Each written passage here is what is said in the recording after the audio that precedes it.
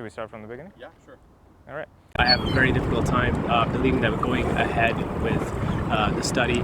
Well, I personally think that putting jets here on the waterfront, expanding the island airport is a terrible idea.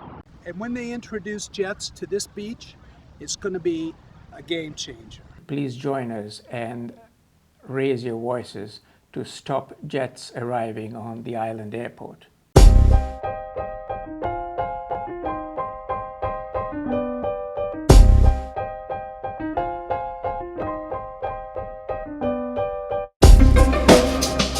We have upwards of 17 million visitors coming to Harbourfront Centre and the waterfront, and about 1.4 to 2 million visitors going to the Toronto Islands every year.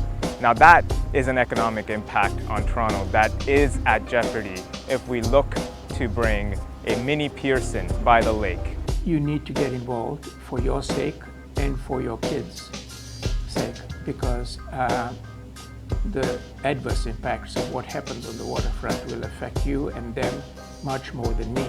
To make the waterfront more livable for the residents and more attractive for tourists, and at the same time allowing this airport to expand, it's ruining it. It's like one step forward, two step back. It's got to be big waste of taxpayers' money. How come?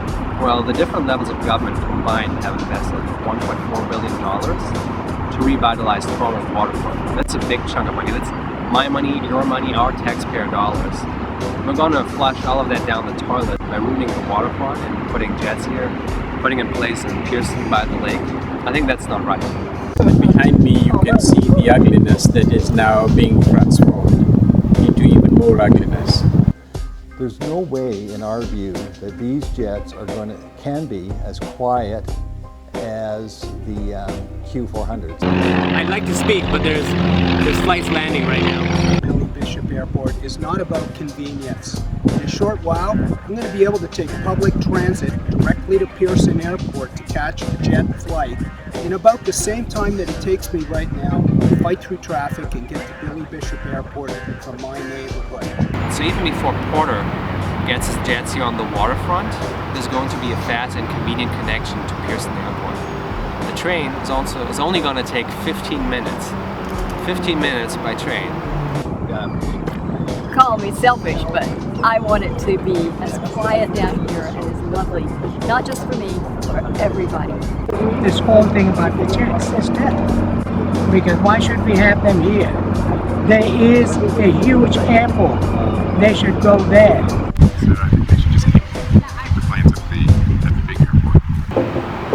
Porter is more than welcome to go there, take his jet planes there, but please not down here. We don't need the mini Pearson right here on the lake. The risk associated with jet particulate, we already know it's carcinogenic. We know that.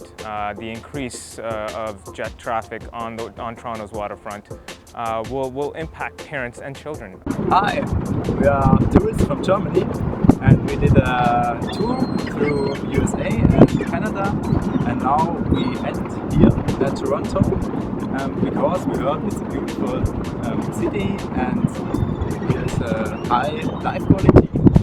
We enjoy it very much, also the beach here, but I don't know what this noise here should be. Nowhere in the world is anybody building airports so close to residential areas or on their prime piece of real estate.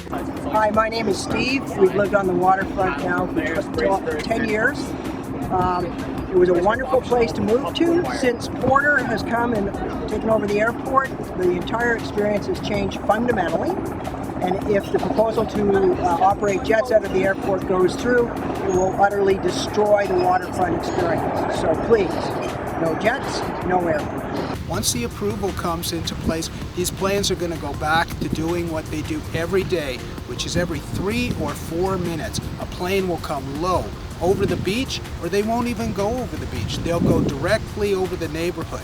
Now this is what we encounter every day. Maybe this is part of the fact that the airport is a reality for our city, and it's part of us living close to the downtown core. But once the jets come, it's going to be a whole new ballgame. Increased air pollution, increased noise pollution, and contention with our wildlife and the neighborhood. This small street, Erin Key, it cannot accommodate that traffic.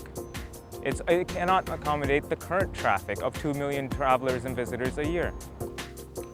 We need to make sure that the jets do not arrive. And let me be clear, we're not talking about the present airport. We accept it for what it is, but we can't let it get any noisier. He's spending all these millions to beautify this area.